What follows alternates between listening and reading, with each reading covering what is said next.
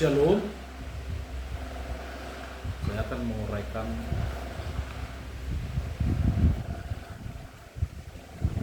makalah apostolik kedua, yaitu nama saya sebagai nama pelajar Rev. Dr. Samuel Stanggang MPD, nomor kad pelajar 28 65 720 20 01 20 211, kursus praktikal teologi of Dr. Institute for Spirit College. Pensiarah atau dosen pemangku adalah Bapak Bishop Profesor Joseph. Nomor pelajar teologi praktikal 108 apostolik kedua. Setelah kita menguraikan dan memahami arti apostolik sebagai utusan dan sejarah-sejarah terbentuknya bahwa jabatan kerasulan ini yang sangat penting di suksesi rasuli di zaman gereja, dari gereja Katolik lama, Katolik Timur, Katolik Barat, dan juga Protestan, Anglikan, yang dimana mereka adalah sangat menonjolkan pelayanan rasuli yang menjadi kata kunci pelayan sakral, pelayan kunci yang menjadi sumber kedudukan hamba Tuhan, menyampaikan sebagai utusan Tuhan, menyampaikan kebenaran di dalam pelayanan. Dan yang kedua ini saya akan menyampaikan bagaimana pelayan rasuli dan fungsi daripada apostolik itu sendiri, yaitu setelah pemerintahan Kaisar Romawi Nero pada tahun 68 Masehi, agama Kristen dengan cepat menyebar ke seluruh wilayah, menimbulkan pertanyaan tentang organisasi kepemimpinan jemaat yang akan dibahas. Peristiwa penting yang memerlukan perhatian adalah menghancurkan kuil Yahudi dan penjara Yerusalem masa itu pada tahun 70 Masehi. Pemberontakan Yahudi melawan Roma pada tahun 66-74 Masehi yang merupakan momen penting dalam sejarah Judaisme, hubungan antara Kristen dan Yahudi. Titus, seorang jenderal Romawi, sebagai sarana untuk mengakhiri pemberontakan dan penyelesaian apa yang ia lihat sebagai masalah Yahudi. Menanggapi kehancuran kuil Judaisme mengalami perubahan signifikan. Fokus iman bergeser dari kuil ke sinagoga, dan para rabi muncul sebagai pemimpin agama utama yang baru. Yang menjadi pendeta ke rabi juga mengakibatkan penekanan yang lebih besar. Studi Taurat membandingkan ibadah di kuil dengan tujuan mencegah perkembangan sekte dalam Judaisme dan menarik garis yang lebih jelas antara orang Yahudi dan non-Yahudi. Sayangnya perubahan-perubahan ini menyebabkan kecaman dan pemisahan orang-orang Judaisme dari orang-orang Kristen Yahudi, yang mengakibatkan kepahitan dan permusuhan yang hebat dan besar yang bertahan selama berabad-abad. Bahwa pelayanan rasuli ini menjadi sebuah organisasi gereja, dia adalah menjadi salah tokoh penting dalam organisasi gereja. Istilah uskup presbiterian atau penatua pada mulanya yang artinya sebagai disebut dalam surat Clemens 1 Clemens menyatakan bahwa komunitas Kristen diperintahkan oleh sekelompok presbiter yang bertugas sebagai presbiter uskup dan memiliki peran agenda. Namun gagasan tentang pemimpin tunggal untuk setiap gereja yang sering disebut sebagai keuskupan atau rasuli apostolik yang sebagai pengurus yang berwenang menjadi pejabat dalam gereja. Dalam kitab Efesus 6 ayat 1, di sana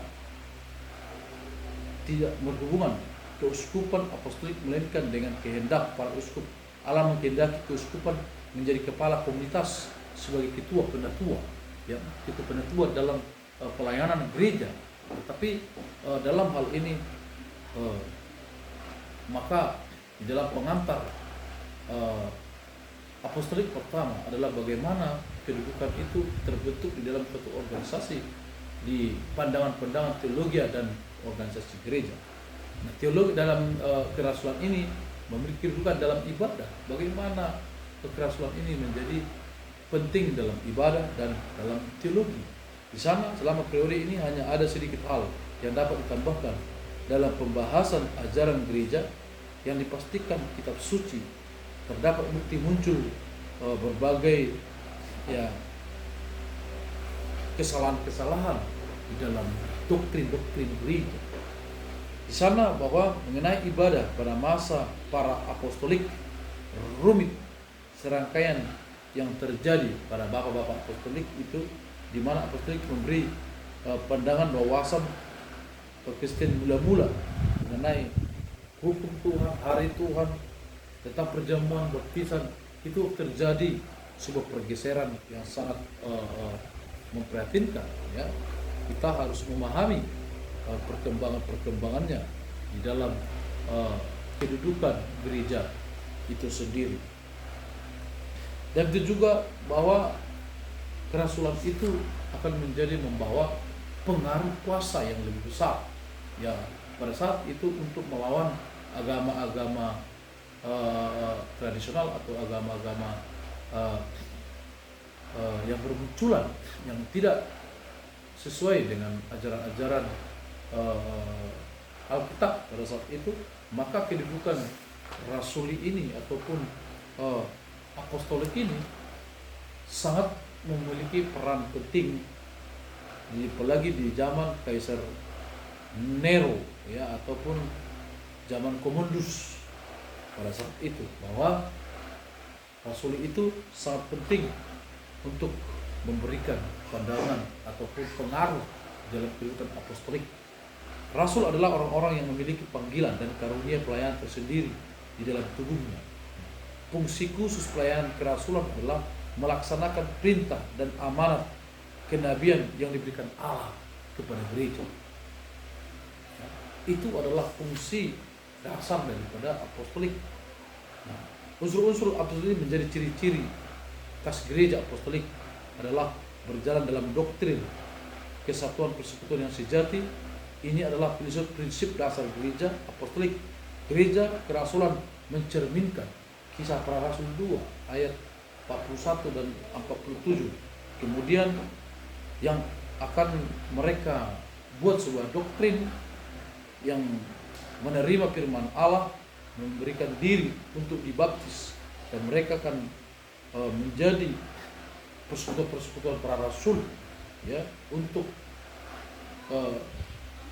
memenangkan jiwa-jiwa menjadi para utusan-utusan penginjilan, pelayanan dalam gereja.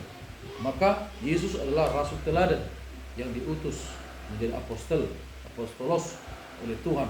Dia adalah prototip, dia adalah menjadi model, dia menjadi contoh daripada keteladanan sempurna dalam pengutusan kerasulan di dalam Yesus.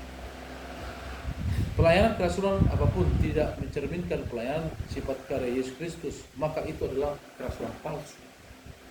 Pelayanan nubuat baik itu dalam pencapaian tujuan Allah, ya, kita harus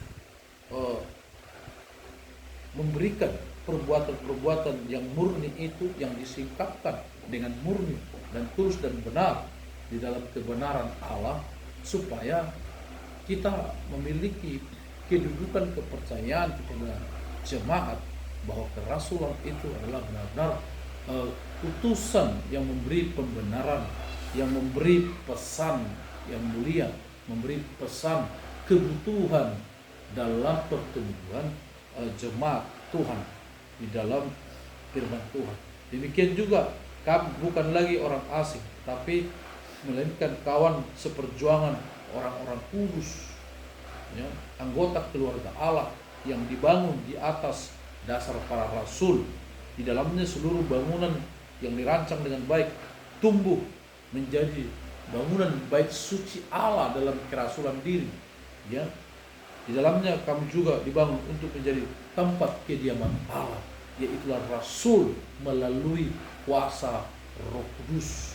Dikatakan Efesus 2 ayat 19 ayat 22, rasul akan memberikan ketertiban dalam gereja.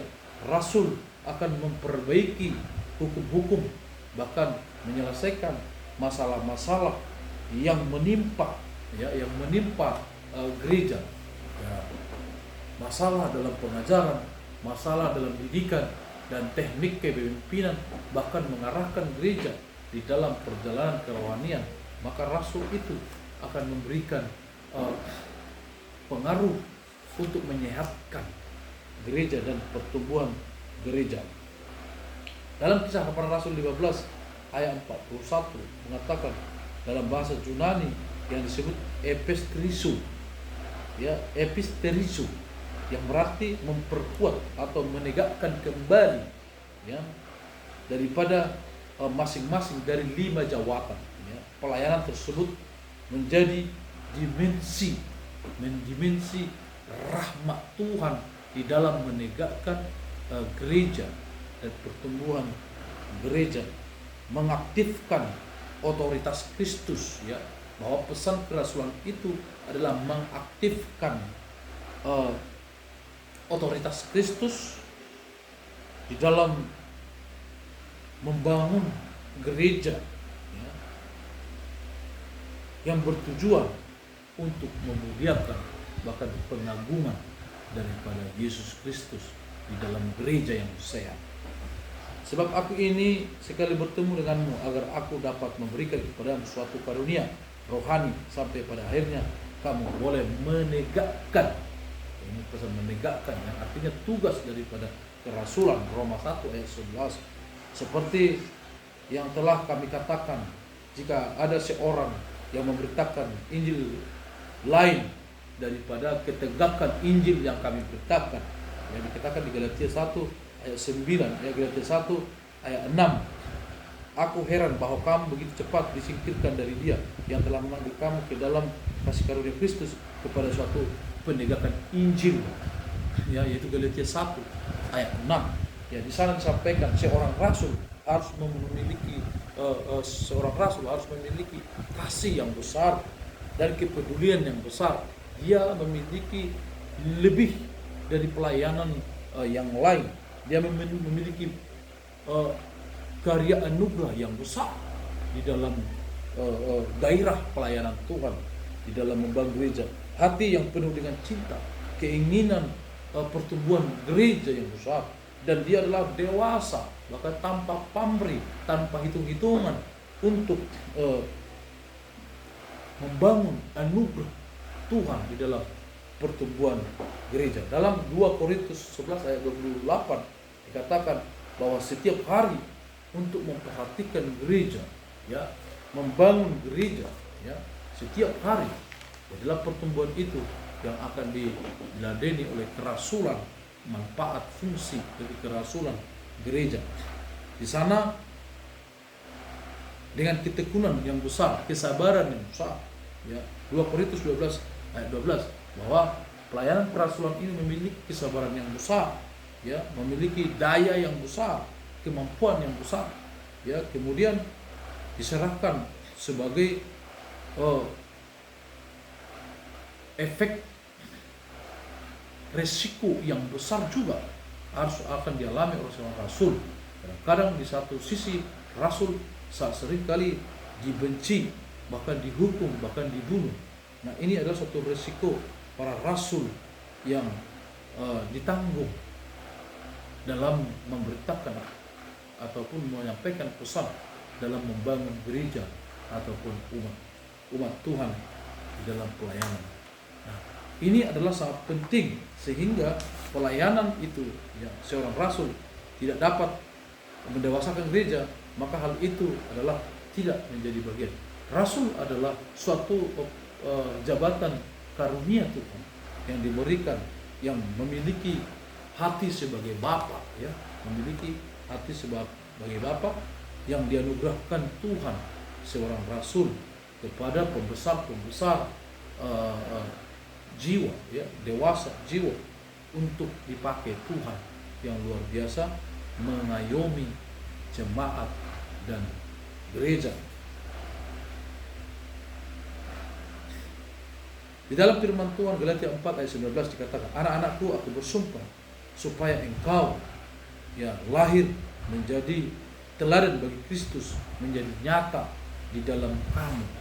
Dan Kristus Yesus, aku telah memperanakkan kamu, melahirkan kamu melalui Injil yang akan melahirkan anak-anak rohani yang dahsyat. 1 Korintus 4 ayat 15b.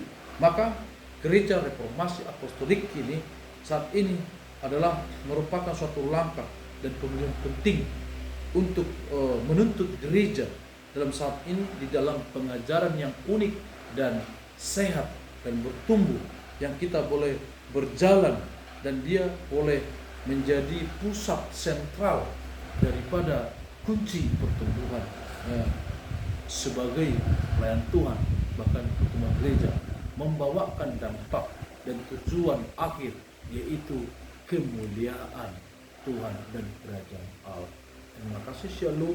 Tuhan Yesus memberkati.